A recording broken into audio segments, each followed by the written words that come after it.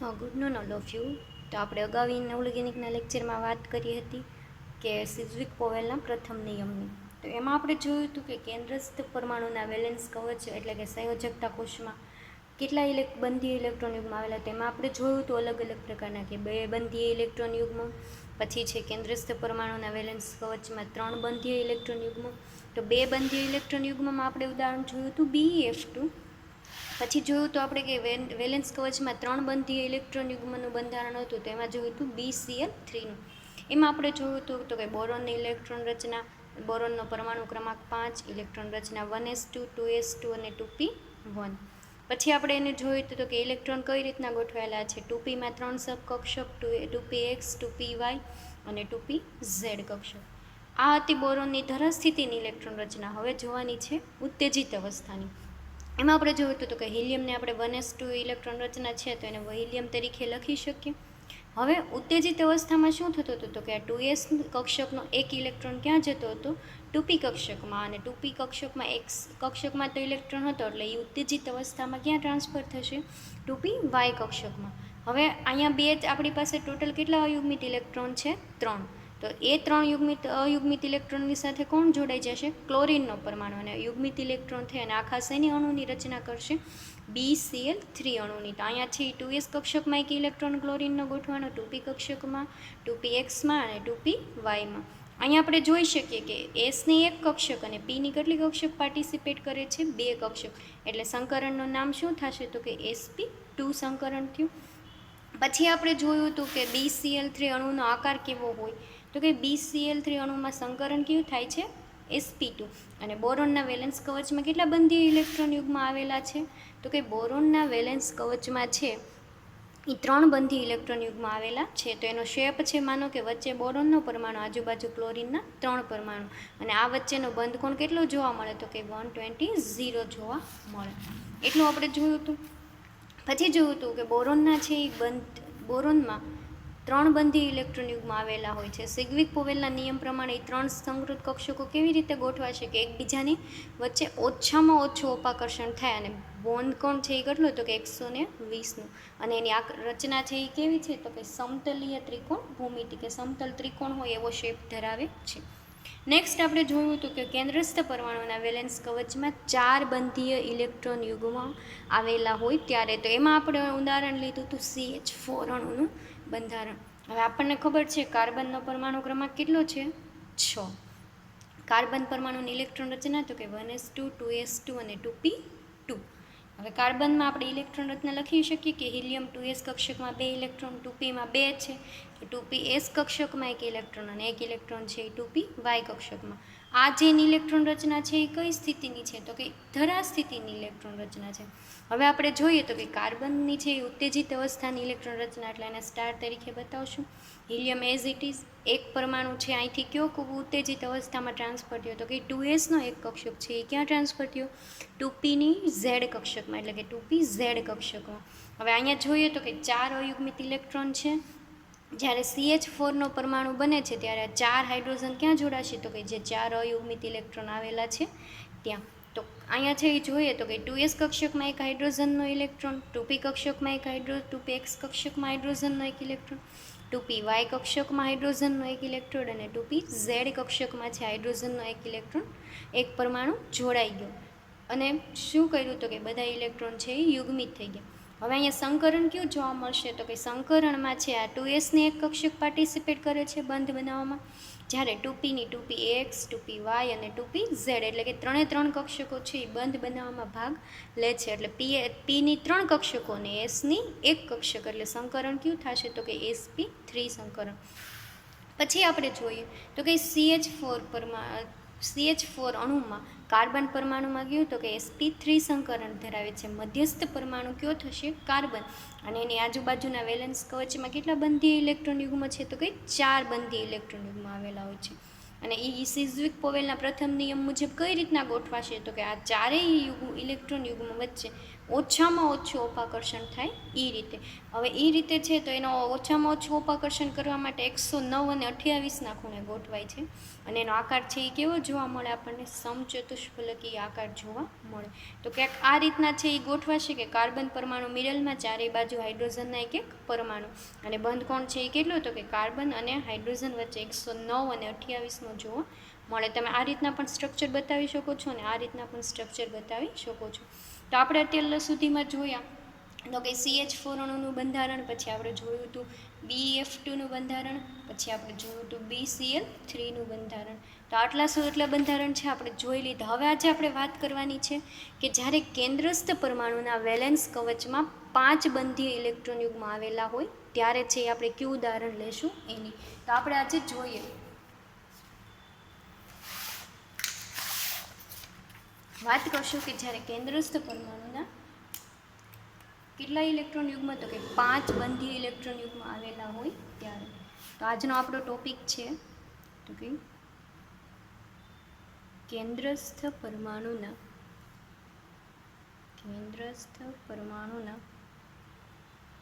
Valence કવચમાં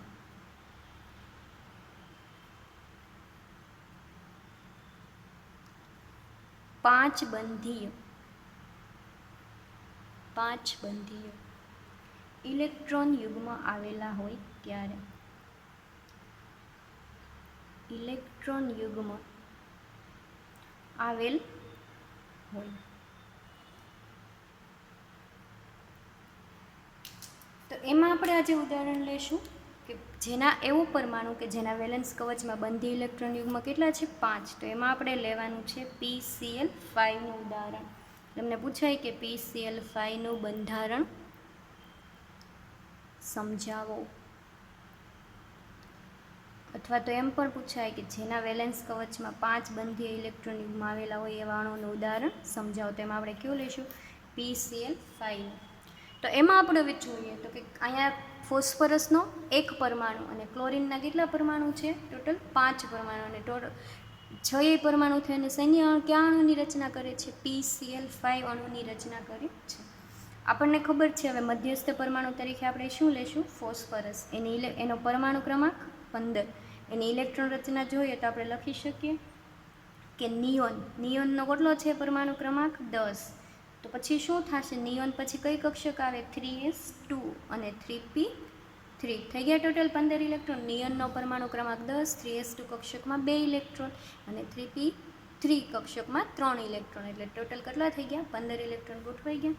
હવે આ છે એ કઈ અવસ્થા છે? તો કે એની ધરા સ્થિતિની ઇલેક્ટ્રોન રચના.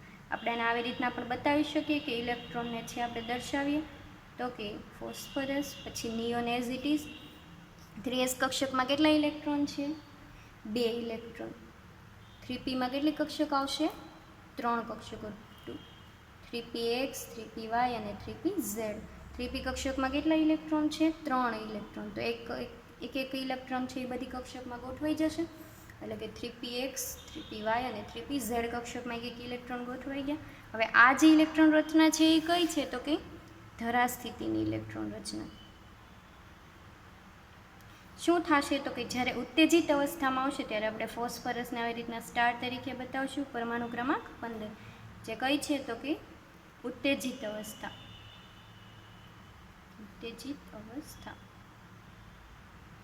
ઉત્તેજિત અવસ્થાની ઇલેક્ટ્રોન રચના લખીએ તો નિયોન એઝ ઇટ ઇઝ રહેશે. શું થશે કે આઈની જે 3s કક્ષકનો એક ઇલેક્ટ્રોન છે એ ટ્રાન્સફર થઈને ક્યાં જશે? તો કે આ 3pમાં તો 3 ઇલેક્ટ્રોન છે. હવે 3p પછી કઈ ઇલેક્ટ્રોન રચના આવે? તો કે 3d. કઈ આવશે? 3d કક્ષકમાં આવે. ડીમાં કેટલી ટોટલ કક્ષકો આવે? આપણને 5 સબ કક્ષકો આવે. એટલે હવે પછીનો જે ઇલેક્ટ્રોન ટ્રાન્સફર થશે એ ક્યાં થશે? 3d કક્ષકમાં. નહીં, કયો ઇલેક્ટ્રોન ટ્રાન્સફર થશે? 3s કક્ષકનો ઇલેક્ટ્રોન ક્યાં થશે? તો કે 3d કક્ષકમાં ટ્રાન્સફર થશે. તો આપણે આ ઇલેક્ટ્રોન રચના આવી રીતના દર્શાવી શકીએ કે અહીંયા છે એ કઈ છે? તો કે આ 3s કક્ષક, પછી 3pની 3 કક્ષકો છે અહીંયા આપણી પાસે, 3px, 3py અને 3pz. હવે પછી કઈ કક્ષક આવશે? તો કે 3d કક્ષક. તો 3d કક્ષકમાં સબ કક્ષક કેટલી આવે છે? 5. તો એને આપણે બતાવીએ 1, 2, 3, 4 અને 5. આ 3, 1, 5 કક્ષકો બતાવાઈ ગઈ. હવે આઈનો એક ઇલેક્ટ્રોન છે એ આમ નંબર્યો 3p કક્ષકના એક ઇલેક્ટ્રોન છે એ બધા આપણે અયુગ્મિત છે એ બતાવી દઈએ. 3s કક્ષકનો એક ઇલેક્ટ્રોન ક્યાં આવશે? 3dની પહેલી કક્ષકમાં ટ્રાન્સફર થઈ ગયો. આ ઇલેક્ટ્રોન છે એ ક્યાં ટ્રાન્સફર થયો? 3dની કક્ષકમાં ટ્રાન્સફર થયો. તો આપણે અહીંયા જોઈએ તો ટોટલ આપણી પાસે અયુગ્મિત ઇલેક્ટ્રોન કેટલા છે? તો કે 3s કક્ષકમાં એક, 3ps કક્ષકમાં, 3py કક્ષકમાં અને 3pz કક્ષકમાં. અને ફર્ધર એક ઇલેક્ટ્રોન ક્યાં છે અયુગ્મિત? તો કે 3dની પહેલી કક્ષકમાં એક અયુગ્મિત ઇલેક્ટ્રોન છે. એટલે ટોટલ કેટલા અયુગ્મિત ઇલેક્ટ્રોન થયા? 5 અયુગ્મિત ઇલેક્ટ્રોન. હવે આપણે કયો અણુની રચના કરવાની છે? તો કે PCl5 અણુની. તો એમાં જોઈએ તો કે આપણે જ્યારે PCl5 અણુ બનશે તો કે PCl5 અણુ. હવે આપણને ખબર છે કે આપણે નિયોન, પછી કઈ કક્ષક છે? તો કે 3s કક્ષક. એમાં કેટલો ઇલેક્ટ્રોન છે? 1. 3p કક્ષક, એ પણ બધી કક્ષકમાં એક એક ઇલેક્ટ્રોન છે. અને 3d કક્ષકમાં કેટલી સબ કક્ષક છે? 5, જેમાંનો 3s કક્ષકનો એક ઇલેક્ટ્રોન ટ્રાન્સફર થઈને ક્યાં આવ્યો છે? 3dની પહેલી કક્ષકમાં. હવે છે શું થશે? તો કે ક્લોરીનના પરમાણુ જોડાશે. આ 3s, 3p અને 3d કક્ષક છે. અહીંયા એક અયુગ્મિત ઇલેક્ટ્રોન છે, ત્યાં ક્લોરીનનો એક ઇલેક્ટ્રોન જોડાઈ ગયો. અહીંયા પણ એક ક્લોરીનનો ઇલેક્ટ્રોન જોડાઈ ગયો. એક છે 3p x કક્ષકમાં, એક 3py અને એક છે 3pz કક્ષકમાં. અહીંયા 3dની એક કક્ષકમાં પણ છે ક્લોરીનનો ઇલેક્ટ્રોન જોડાઈ ગયો. ટોટલ કેટલા પરમાણુ જોડાના ક્લોરીનના? 5 પરમાણુ. તો 5 પરમાણુ જોડે ઇલેક્ટ્રોન છે એ કેવા થઈ ગયા? યુગ્મિત. અને આ જે આખો અણુ બન્યો એ કયો બન્યો? PCl5. હવે આપણે જોઈએ તો કે અહીંયા સંકરણ કયું તમને જોવા મળશે? તો તમે કહી શકો કે અહીંયા બાંધ બનાવવામાં કઈ કઈ કક્ષકો પાર્ટિસિપેટ કરે છે? S કક્ષક, P કક્ષક અને D કક્ષક. અત્યાર સુધી આપણે જોયું હતું તો S અને P કક્ષક જ પાર્ટિસિપેટ કરતી હતી. D કક્ષકનો અત્યાર સુધીમાં અગાઉના એક્ઝામ્પલમાં છે આપણે કંઈ ઉલ્લેખ કર્યો નહોતો.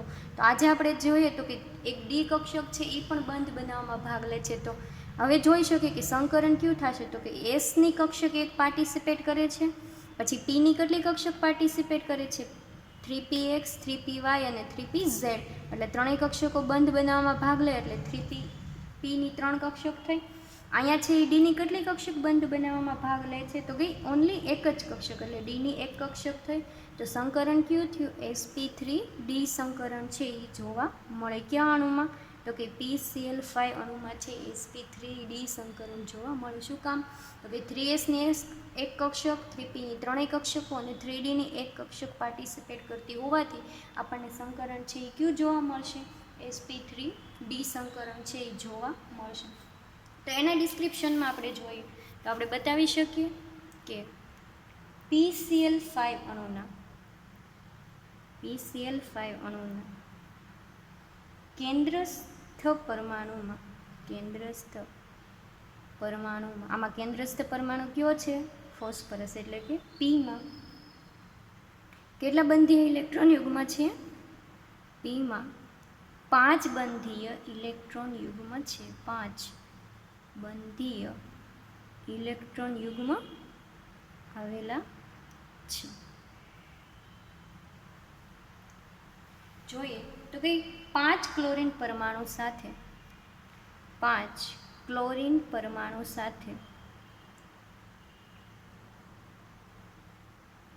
બંધ રચવા માટે કઈ કક્ષકનો ઇલેક્ટ્રોન ટ્રાન્સફર થતો હતો? 3s કક્ષકનો ઇલેક્ટ્રોન 3d કક્ષકમાં ટ્રાન્સફર થતો હતો 5 ક્લોરીન પરમાણુ જોડાવા માટે. તો આપણે કહી શકીએ કે 5 ક્લોરીન પરમાણુ સાથે બંધ રચવા માટે 3s કક્ષકના ઇલેક્ટ્રોન યુગ્મને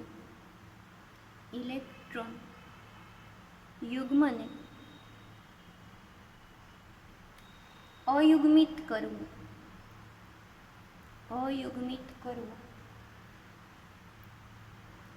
આવશ્યક પડે છે. જો 3s કક્ષકનો ઇલેક્ટ્રોન ટ્રાન્સફર ન થાય તો PCl5 અણુની રચના પોસિબલ થાય નહીં. એટલે કે 3s કક્ષકના એક ઇલેક્ટ્રોનને અયુગ્મિત કરવું આવશ્યક પડે છે. કઈ અણુની રચના કરવા માટે? PCl5 અણુની રચના કરવા માટે. નેક્સ્ટ પોઈન્ટ જોઈએ તો કે સંકરણમાં સંકરણમાં 3D કક્ષકનો 3D કક્ષકનો ઉપયોગ કરવામાં આવે છે. ઉપયોગ કરવામાં આવે છે. ઉત્તેજિત અવસ્થામાં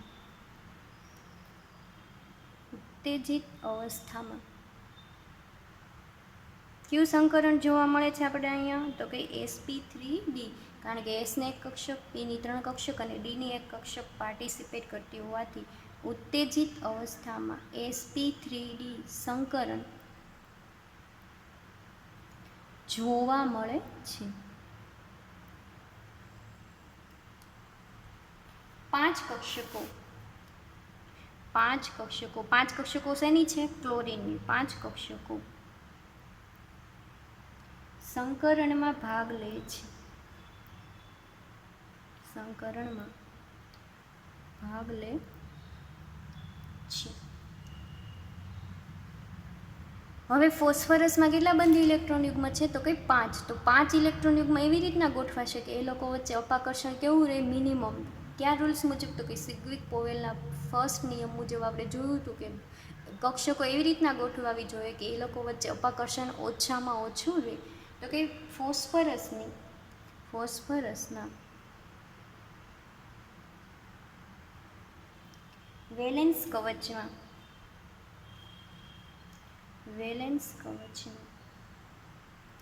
5 બંધીય ઇલેક્ટ્રોન યુગ્મ એવી રીતે ગોઠવાશે કે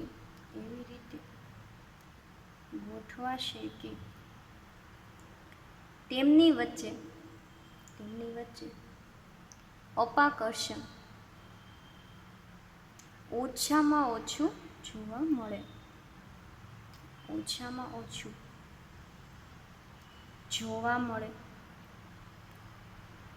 હવે ઓછામાં ઓછું અપાકર્ષણ જોવા માટે PCl5માંથી આપણને શેપ કયો જોવા મળશે ન, અને એના વચ્ચેનો બંધ કોણ છે કેટલો જોવા મળશે? તો આપણે એ જોઈએ. તો કંઈ આ લોકો વચ્ચે અપાકર્ષણ ઓછામાં ઓછું થાય એટલે PCl5 અણુનો આકાર ટ્રાયગોનલ બાયપિરામિડલ શેપ તરીકે રહેશે. ટ્રાયગોનલ બાયપિરામિડલ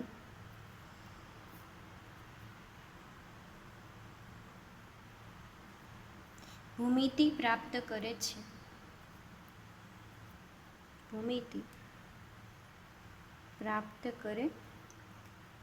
તેનો આપણે શેપ જોઈએ તો કે કઈ રીતના ગોઠવાશે. હવે મિડલમાં કયો પરમાણુ આવશે? ફોસ્ફરસનો પરમાણુ. આજુબાજુમાં ક્લોરીનના કેટલા પરમાણુઓ જોડાય છે? 5 પરમાણુ. તો ટ્રાયગોનલ બાયપિરામિડલ શેપમાં માટે ગોઠવવામાં પહેલાં આવી રીતના એક ક્લોરીનનો પરમાણુ, બીજો પરમાણુ અહીંયા, ત્રીજો પરમાણુ છે અહીંયા. આ એક ત્રિકોણ થઈ ગયું. ક્લોરીનનો પરમાણુ. હવે વધ્યા કેટલા? તો કે ક્લોરીનના 2 પરમાણુ. તો એક ક્લોરીનનો પરમાણુ અહીંયા જોડાશે અને બીજો ક્લોરીનનો પરમાણુ છે અહીંયા જોડાશે. અને આ શેપ છે ક્યાંક આ રીતનો આપણને જોવા મળશે. અને આ જે શેપ છે એને શું કહીશું? તો કે ટ્રાયગોનલ બાયપિરામિડલ શેપ. મિડલમાં ફોસ્ફરસ, આજુબાજુ ક્લોરીનના 5 પરમાણુ છે એ જોવા મળશે. હવે આમાં બંધ કોણ છે એ આપણને 2 જોવા મળશે. એક તો છે એ 90 ડિગ્રીનો જોવા મળશે અને એક બંધ કોણ જોવા મળશે 120 ડિગ્રીનો. તો 90 ડિગ્રી છે એ ક્યાં જોવા મળશે? તો કે આ બંને ક્લોરીન પરમાણુઓ વચ્ચે બધા કેટલો છે? 90 ડિગ્રી. જ્યારે આ અહીંયા જોઈએ તો કે ફોસ્ફરસ અને ક્લોરીન વચ્ચે, આ 2 ક્લોરીન વચ્ચે કેટલો છે? તો કે 120 ડિગ્રીનો છે એ જોવા મળશે. તો તમને એક્ઝામમાં પૂછાય કે ફોસ્ફરસમાં છે એ બંધ કોણ કેટલા જોવા મળે? તો કે 90 અને 120. અત્યાર સુધીમાં આપણે જોયું તો આપણને 2 જ બંધ કોણ મળતા હતા. આ એક્ઝામ્પલમાં આપણે જોયું તો કે PCl5માં છે એ 3D કક્ષક પણ બંધ બનાવવામાં પાર્ટિસિપેટ કરે છે. એટલે સંકરણ છે sp3d જોવા મળ્યું. બંધ કોણ છે એ 90 અને 120 છે એ જોવા મળે છે. અને આમાં છે તમે બીજો શેપ પણ બતાવી શકો છો. એ બીજી રીતના પણ આપણે દોરી શકીએ. તો કે ફોસ્ફરસ છે મિડલમાં, પછી આવી રીતના 2 ક્લોરીનના પરમાણુઓ જોડાઈ શકે. એક Cl પરમાણુ અહીંયા પછી છે એક Cl પરમાણુ અહીંયા જોડી શકીએ આપણે.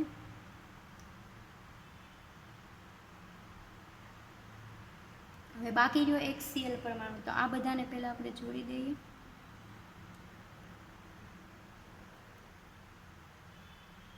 હવે એક Cl પરમાણુ છે ક્યાંક આવી રીતના જોડાશે,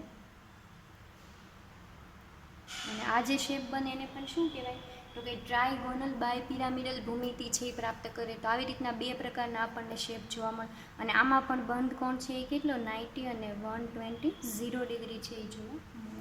તો આ હતો તમારું PCl5 અણુની રચના, જેના વેલેન્સ કવચમાં કેટલા બંધીય ઇલેક્ટ્રોન યુગ્મ હાજર હતા?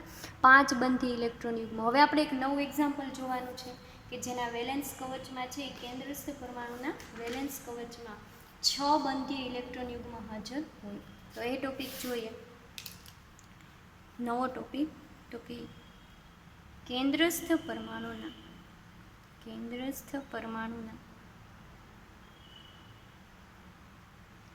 વેલેન્સ કવચમાં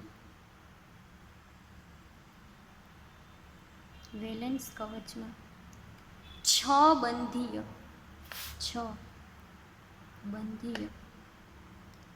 ઇલેક્ટ્રોન યુગ્મ આવેલા હોય. તો આ જે 6 બંધીય ઇલેક્ટ્રોન યુગ્મ આપણે એક્ઝામ્પલ લેશું. એમ પણ પૂછાય તો કે SF6 અણુનું બંધારણ સમજાવો. SF6 અણુનું બંધારણ સમજાવો. બંને રીતે પૂછી શકાય. તમારે બધાના એક્ઝામ્પલ છે એ કમ્પલસરી યાદ રાખવા પડશે. આમાં છે એ જોઈએ તો કે આમાં કેન્દ્રસ્થ પરમાણુ કયો થશે? સલ્ફર. જ્યારે ફ્લોરિનના કેટલા પરમાણુ આજુબાજુ જોડાય છે? 6 પરમાણુ. ટોટલ 7 પરમાણુઓ જોડાઈને શેની રચના કરે છે? SF6 અણુની છે એ રચના કરે છે. તો મિડલમાં કયો આવશે? સલ્ફર. હવે આપણે એની ઇલેક્ટ્રોન રચના જોઈએ.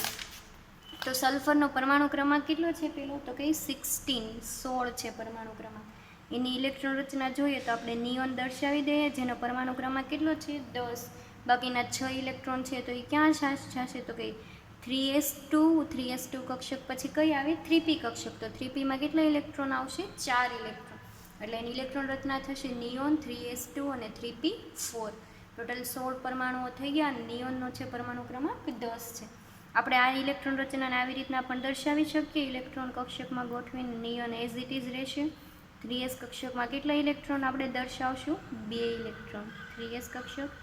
3p કક્ષકમાં ફરીવાર કેટલા ઇલેક્ટ્રોન છે? 4. એની સબ કક્ષક કેટલી છે? 3.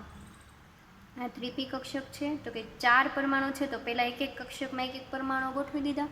ચોથો પરમાણુ છે એ ક્યાં ગોઠવાશે? 3px કક્ષકમાં છે એ ગોઠવાશે. તો આ કઈ છે? તો કે આ 3px, આ છે 3py, અને આ કક્ષક છે 3pz કક્ષક. તો આપણે જોઈએ તો કે p કક્ષક છે એ કેવી છે? યુગ્મિત છે. જ્યારે 3py અને 3pz કક્ષકમાં કેવા છે? એક અયુગ્મિત ઇલેક્ટ્રોન આવેલા છે. હવે આપણે જોઈએ તો કે આની આ કઈ છે ઇલેક્ટ્રોન રચના? તો કે ધરા સ્થિતિની ઇલેક્ટ્રોન રચના. જ્યારે સલ્ફર પરમાણુ ઉત્તેજિત અવસ્થામાં આવશે ત્યારે આપણે શું કરશું? તો કે સલ્ફરને ઉત્તેજિત અવસ્થા માટે આપણે સ્ટાર તરીકે બતાવશું.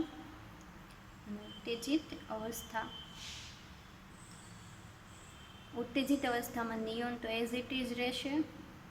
ઉત્તેજિત અવસ્થામાં શું થશે કે યુગ્મિત ઇલેક્ટ્રોન આપણે એસએફના કેટલા ફ્લોરિનના કેટલા પરમાણુઓ જોઈન્ટ કરવાના છે? 6 પરમાણુ.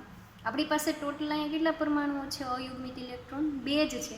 તો શું કરવું પડશે? તો કે અહીંયા છે એક 3sનો એક કક્ષક ઇલેક્ટ્રોન ટ્રાન્સફર થઈ અને કઈ કક્ષકમાં જોડાશે? 3d કક્ષકમાં. એટલે 3d કક્ષક ફરીવાર અહીંયા બંધ બનાવવામાં પાર્ટિસિપેટ કરશે.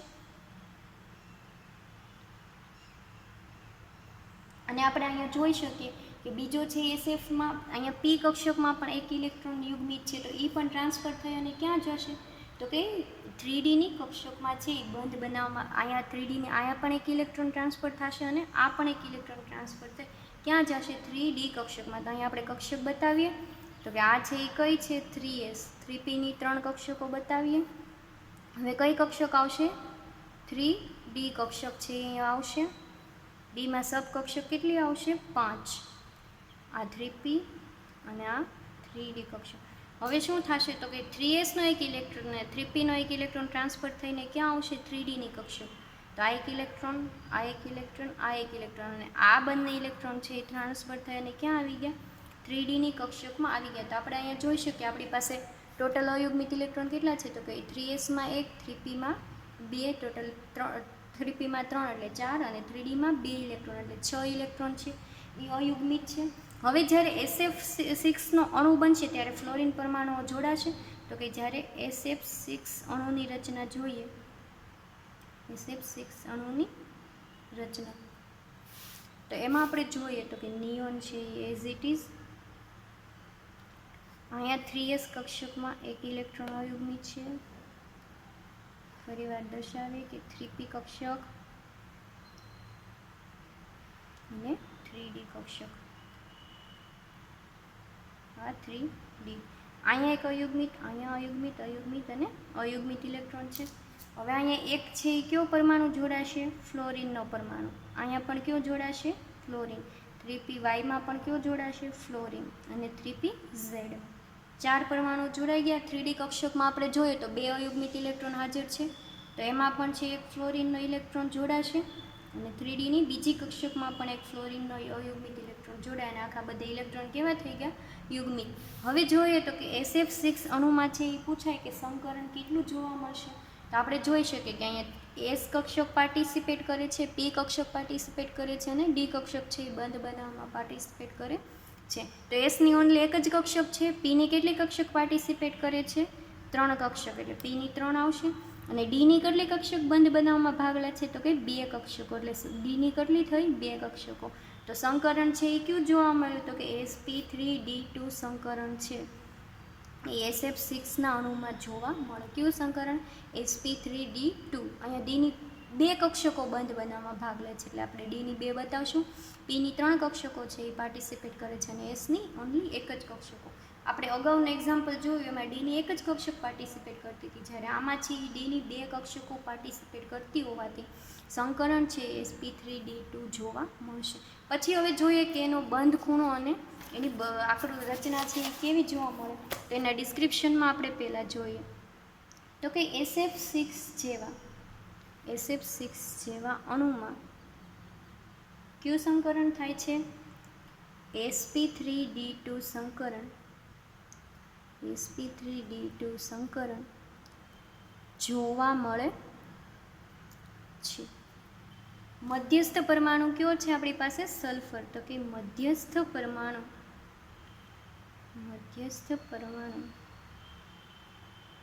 એમાં કયો છે? સલ્ફર પરમાણુ. મધ્યસ્થ પરમાણુ સલ્ફર પરમાણુના વેલેન્સ કવચમાં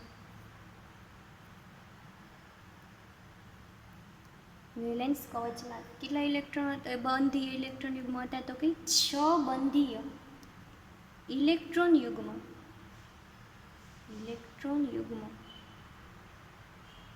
અવકાશમાં કેવી ગોઠવણી પ્રાપ્ત કરે છે? કે એકબીજાની વચ્ચે ઓછામાં ઓછું ઉપાકર્ષણ રહે અને એ કયા રૂલ્સને ફોલો કરે છે? સિગ્વિક-પોવેલના ફર્સ્ટ રૂલને. એટલે કે 6 બંધીય ઇલેક્ટ્રોન યુગ્મ અવકાશમાં એવી રચના પ્રાપ્ત કરશે કે જેથી તેમના વચ્ચે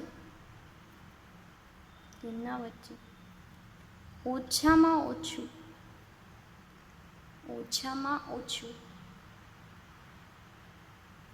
અપાકર્ષણ જોવા મળે.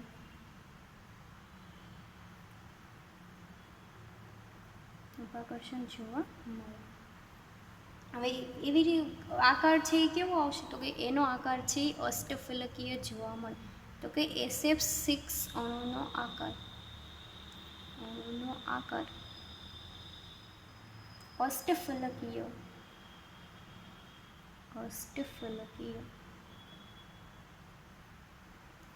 જોવા મળે છે.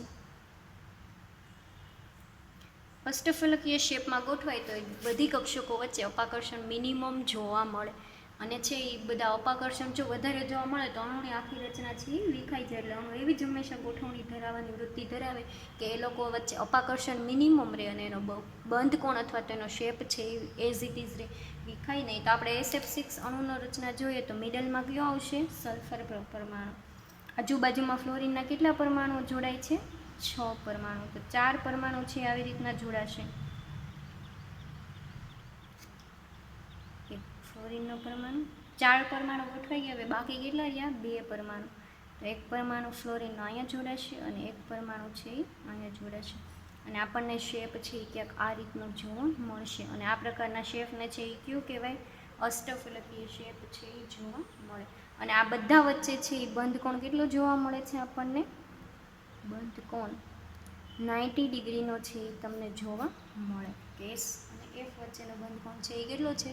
90 ડિગ્રી. અને એનો શેપ છે એ કેવો છે? તો કે અષ્ટફલકીય છે. તો આ હતું કે જેના વેલેન્સ કવચમાં કેટલા બંધીય ઇલેક્ટ્રોન યુગ્મ હતા? 6 બંધીય ઇલેક્ટ્રોન યુગ્મ આવેલા હોય એ. ફરીવાર એકવાર જોઈ લે કે આજે આપણે ટોટલ કેટલા પરમાણુઓની રચના જોઈ? 2 પરમાણુની. એમાં પહેલાં જોયું હતું કે આપણે PCl5 અને નેક્સ્ટ જોયું હતું કે SF6. તો PCl5 અણુમાં આપણે જોયું હતું જેના કેન્દ્રસ્થ પરમાણુના વેલેન્સ કવચમાં 5 બંધીય ઇલેક્ટ્રોન યુગ્મ આવેલા હતા. અને ફ્લોરિન પરમાણુ મિડલ પરમાણુ હતો. એની ઇલેક્ટ્રોન રચના જોઈ હતી તો કે નિયોન 3s2 3p3. પછી આ ઇલેક્ટ્રોન રચના એની કઈ હતી? ધરા સ્થિતિની. ઉત્તેજિત અવસ્થાની ઇલેક્ટ્રોન રચનામાં શું થતું હતું? તો કે 3sનો એક કક્ષક છે એ ટ્રાન્સફર થઈ અને ક્યાં જતો હતો? 3D કક્ષકમાં. 3s પછી 3p અને પછી કઈ કક્ષક આવે? તો કે 3D કક્ષક છે. તો જ્યારે ઉત્તેજિત અવસ્થા થાય ત્યારે 3sનો કક્ષક છે એ 3D કક્ષકમાં ટ્રાન્સફર થતો હતો. આપણી પાસે અહીંયા કેટલા પરમાણુ અયુગ્મિત હતા? તો કે ટોટલ 4 અને 1 5 છે એ અયુગ્મિત ઇલેક્ટ્રોન હતા. 3sમાં 1, 3pમાં 3 અને 3Dમાં 1 ઇલેક્ટ્રોન.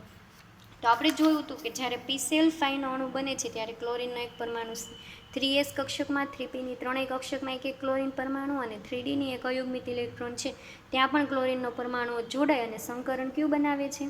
sp3d. શું કામ? તો કે એસની એક કક્ષક, પીની 3 કક્ષક અને ડીની એક કક્ષક છે એ બંધ બનાવવામાં ભાગ લેતી હોવાથી સંકરણ છે એ કયું જોવા મળે? તો કે sp3d સંકરણ છે એ જોવા મળે.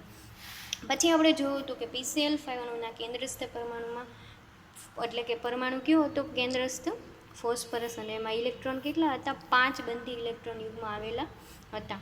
5 પરમાણુઓ છે એ બંધ રચવા માટે 3s કક્ષકના એક ઇલેક્ટ્રોનને આપણે શું કર્યું? તો કે અયુગ્મિત કરવો આવશ્યક છે. અને એ જ્યારે અયુગ્મિત થાય તો કે જ્યારે એને ઉત્તેજિત અવસ્થામાં લાવો ત્યારે 3sનો કક્ષક છે એ ટ્રાન્સફર થઈ અને ક્યાં જાય છે? તો કે 3Dની કક્ષકમાં જાય છે. અહીં સંકરણમાં છે આપણે 3D કક્ષકનો ઉપયોગ કર્યો. અગાઉના એક્ઝામ્પલમાં છે ઓનલી આપણે 3s અને p કક્ષકનો જ ઉપયોગ કરતા હતા, જ્યારે આમાં છે આપણે ડી કક્ષકનો પણ ઉપયોગ કર્યો. તો આપણે જોઈએ તો કે ઉત્તેજિત અવસ્થામાં છે sp3d સંકરણ જોવા મળ્યું. પછી એસ કક્ષકો 5 કક્ષકો સંકરણમાં ભાગ લે છે એટલે કે ફોસ્ફરસના વેલેન્સ કવચમાં 5 બંધી ઇલેક્ટ્રોન યુગ્મ આવેલા છે એવી રીતના ગોઠવાશે કે અવકાશમાં એમની વચ્ચે અપાકર્ષણ ઓછામાં ઓછું જોવા મળે. એને એ છે એ સિગ્લિક પોવેલના ફર્સ્ટ રૂલને ફોલો કરે છે.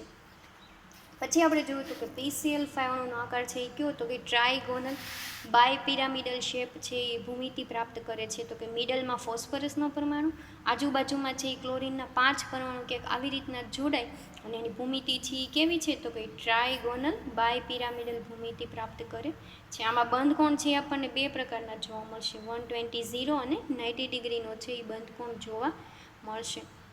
પછી આપણે જોયું હતું કે આવી રીતના પણ શેપ હોઈ શકે અથવા તો PCl5નો છે આ રીતના પણ શેપ હોઈ શકે કે અહીંયા એક ફોસ્ફરસ પરમાણુ, અહીંયા ક્લોરિન, અહીંયા અને એક અહીંયા ક્લોરિનનો પરમાણુ જોડાય અને ટ્રાયગોનલ બાયપિરામિડલ છે એ ભૂમિતિ પ્રાપ્ત કરે છે. આપણે જોયું હતું પછીનું એક એક્ઝામ્પલ કે જેના વેલેન્સ કવચમાં કેન્દ્રસ્થ પરમાણુના વેલેન્સ કવચમાં 6 બંધીય ઇલેક્ટ્રોન યુગ્મ આવેલા હોય એવા અણુ ઉદાહરણ. તો એમાં આપણે જોયું હતું કે SF6 અણુનું હવે SF6 અણુ બને છે ત્યારે સલ્ફર પરમાણુ મિડલમાં પરમાણુમાં રહે છે અને ફ્લોરિનના કેટલા 6 પરમાણુઓ જોડાય અને SF6 અણુની છે એ આખી રચના કરે છે. ટોટલ કેટલા પરમાણુઓ પાર્ટિસિપેટ કર્યા હતા? 7 પરમાણુઓ. એસનો 1 અને એફના 6 અને 7 પરમાણુઓ મળે અને SF6 અણુની રચના કરે છે. એમાં આપણે જોયું હતું તો કે સલ્ફરનો છે એ પરમાણુ ક્રમાંક 16 છે. ઇલેક્ટ્રોન રચનામાં જોઈએ તો કે નિયોન, પછી 3s2 અને 3p4. આ છે એ કઈ છે એની ધરા સ્થિતિની ઇલેક્ટ્રોન રચના. હવે ઉત્તેજિત અવસ્થામાં જ્યારે સલ્ફરનો પરમાણુ આવશે તો શું થશે કે અહીંયા આપણે ટોટલ 6 ફ્લોરિન પરમાણુ પાર્ટિસિપેટ કરે છે. આપણે જોયું કે 3sમાં પણ 2 યુગ્મિત ઇલેક્ટ્રોન છે અને 3p કક્ષકમાં પણ 2 યુગ્મિત ઇલેક્ટ્રોન છે. તો એક 3s કક્ષકનો ઇલેક્ટ્રોન અને એક 3p કક્ષકનો ઇલેક્ટ્રોન ટ્રાન્સફર થઈને ક્યાં આવશે? 3d કક્ષકમાં. એટલે 3sમાં 1 ઇલેક્ટ્રોન અયુગ્મિત, 3pમાં 3 ઇલેક્ટ્રોન અયુગ્મિત અને 3dમાં 2 ઇલેક્ટ્રોન અયુગ્મિત જોવા મળશે.